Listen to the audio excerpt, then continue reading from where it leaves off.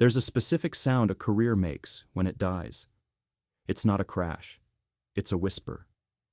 The whisper of a nameplate being pried off a mahogany door. Mark Henderson heard that whisper today.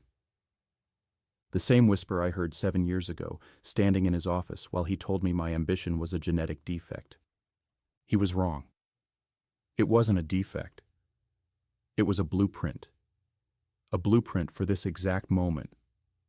The moment where I own this building. Where I own his department. Where on paper and in reality, I own him. This is the story of how you go from being treated like human trash to becoming the person who decides when the trash goes out. This is how you turn minimum wage into majority shareholder. And it all starts with the 3 words that cost Mark Henderson everything. Know your place. 7 years ago, my place had a label. Data Entry Associate, Level 1, at a fluorescent-lit hellscape called Precision Data Solutions. My name was Jack Carter. My badge said temporary. My bank account agreed. I made $12.50 an hour. The legal minimum was $12. I was literally 50 cents above worthless. I'd just finished a Six Sigma certification, the one the company had promised to sponsor and then forgot. I paid for it in installments. I believed stupidly that if I got better, they'd notice. I stood in Mark's glass office holding my certificate like a ticket to a different life, asking about a team lead position. He didn't look up from his screen. "Jack, what's your current role here?" he asked. "Data Entry Associate, Level 1, I said.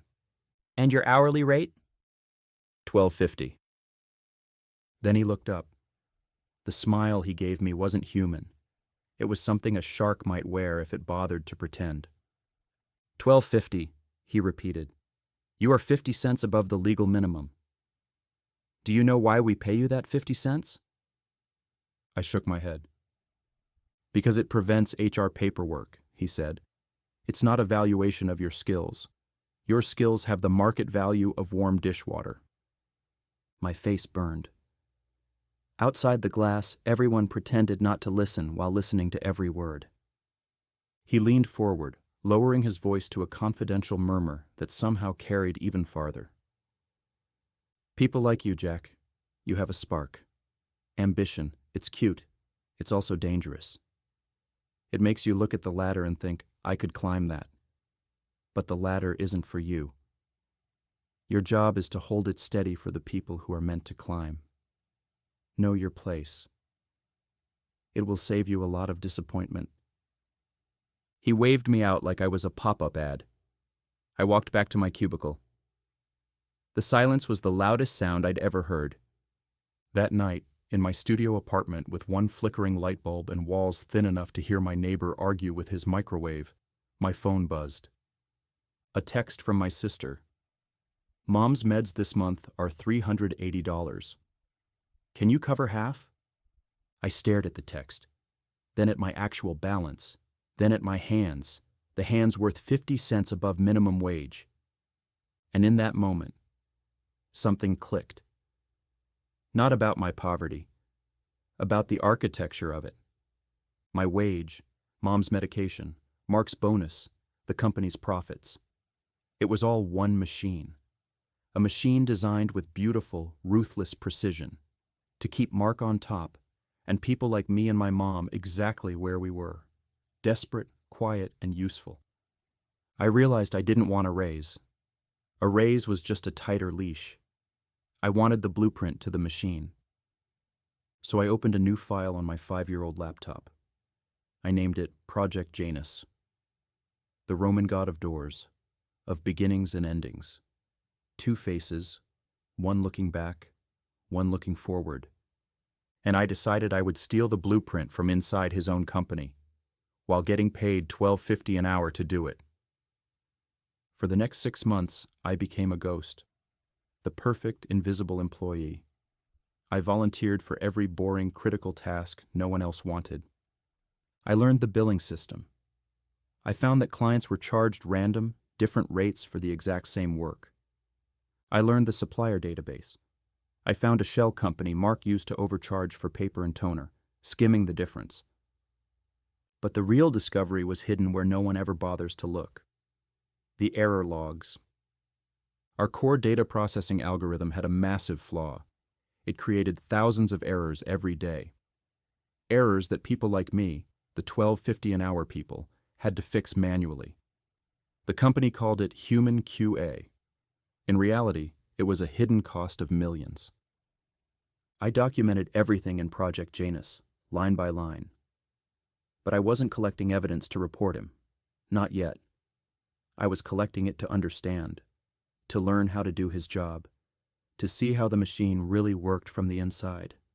One afternoon, I was sent to archive old server files. Just move anything in Sunset/Legacy to cold storage, my supervisor said. In a forgotten subfolder, I found it. Project Phoenix. It was a proposal Mark had written 10 years earlier, a revolutionary AI to clean data automatically. Elegant slides, big numbers, big promises. The founders had rejected it as too expensive and too risky. So Mark buried it. He would rather let the company rot slowly than ever risk someone else being the hero with his idea. I copied the entire directory onto a flash drive. That night, in my tiny apartment, while my neighbors argued and the fridge wheezed like it was dying, I opened Phoenix. Beneath the ego and bloat, there was something beautiful, the mathematical heart of a brilliant system. I stripped away his branding, his excessive hardware requirements, his obsession with control. I rebuilt it with open-source tools. I trained it on the very error logs I'd been cleaning up every night. In 6 weeks, 6 unpaid, sleepless weekends, I built a prototype of the AI Mark said would cost millions. I called it Janus, and it worked. It didn't just fix errors, it predicted them. It made my own $12.50 an hour job obsolete. Then I did something dangerous. I sent Mark an email with a humble question about data ethics and anonymization. Nothing threatening. Just enough to pique his curiosity. Inside that email, I embedded a tracking pixel. The pixel pinged. He opened it. Not on his work computer, not on our corporate network, but on a private server registered through a hosting provider in the Cayman Islands. Janus, now quietly installed on my side of the system, followed the trail. What it found was the mother lode. Mark wasn't just skimming from supply companies. For years, he'd been siphoning our clients' proprietary data, selling it to a competitor through a chain of offshore accounts and dummy corporations. He was methodically gutting the very company that paid my minimum wage. I had 2 choices. I could expose him, or I could use him. So I prepared 2 packages. Package A was an anonymous tip to the board, with undeniable proof of his theft, perfectly organized in a way only someone like me would have the patience to do. Package B was a business plan for a new company, Janus Predictive Systems. Lean, brutal, efficient. A system built on the idea that the people who actually fix the errors should own the tools. At 3 a.m, staring at my mom's latest medical bill on my desk, I sent Package A. A week later, I watched from my cubicle as security guards escorted a pale, furious Mark Henderson out of the building. His access card didn't work on the elevator. His nameplate had already been removed from his door. I felt nothing. No fireworks, no victory music, just a strange, clean quiet. But Precision Data was now a sinking ship. Clients got nervous. Lawyers started sniffing around. The stock price went into free fall. I quit the next day. No big speech, no dramatic exit, just a clean break. I launched Janus Predictive Systems from a rented desk in a co-working space that smelled like burnt coffee and desperation. I had my AI. I had my logs. I had my blueprint. My first client? The same competitor Mark had been secretly selling data to. I knew exactly what they needed, because I'd watched Mark feed them for years. They paid me 10 times my old annual salary for a 1-year contract. Janus grew, fast. While Precision Data was bleeding out, I was hiring. While they were laying people off, I was interviewing the same people they discarded and paying them what they were actually worth. Some of them recognized me from the cubicle farm. That was awkward. Then it was motivating. 18 months later, my phone rang.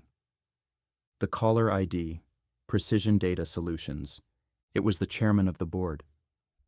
His voice sounded like someone who'd been swallowing glass for a year. He wanted to talk about strategic options. They wanted to buy my company. They framed it as a merger, a way to restore shareholder value. I'm not for sale, I said, but I am in the market for a distressed asset. Let's talk about me buying you. A month later, I sat in the same boardroom where Mark had once humiliated me, where I'd stood as a $12.50 an hour nobody with a Six Sigma certificate and a stupid amount of hope. The board members looked exhausted, defeated, scared. Your offer is a fraction of our book value, the chairman said.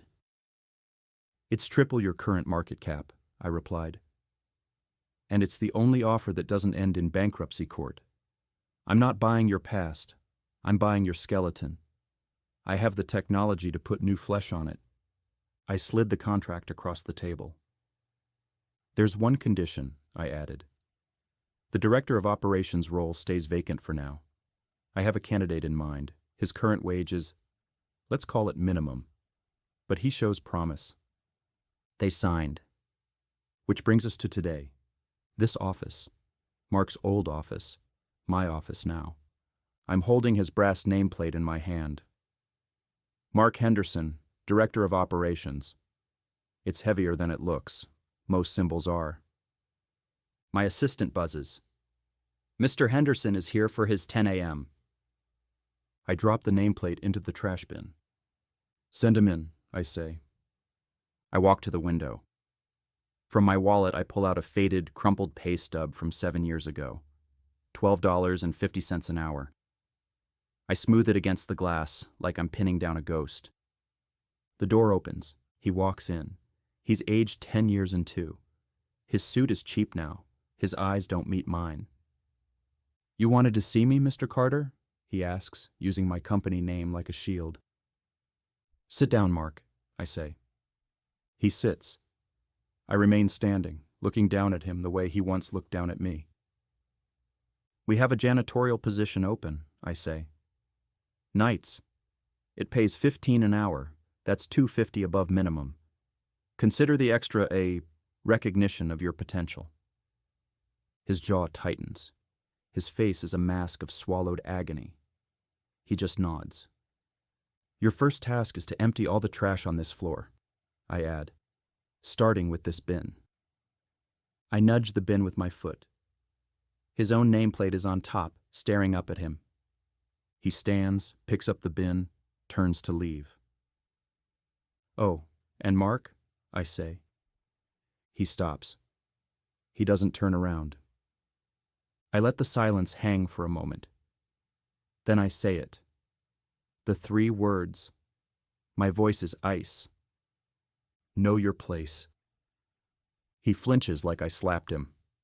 Then he walks out, closing the door softly behind him. I look at the old pay stub on the window, then out at the skyline. My skyline now. My phone buzzes. A text from an unknown number. It reads, Enjoying the view from the top, Jack? You should. It's the same view my father had. S. Sarah Henderson, Mark's daughter, the one who left for Silicon Valley. The one nobody talked about. The one whose trust fund I just vaporized along with the old shareholders. I thought I was playing chess. I thought I took the king. I never stopped to ask about the queen, and she just made her first move.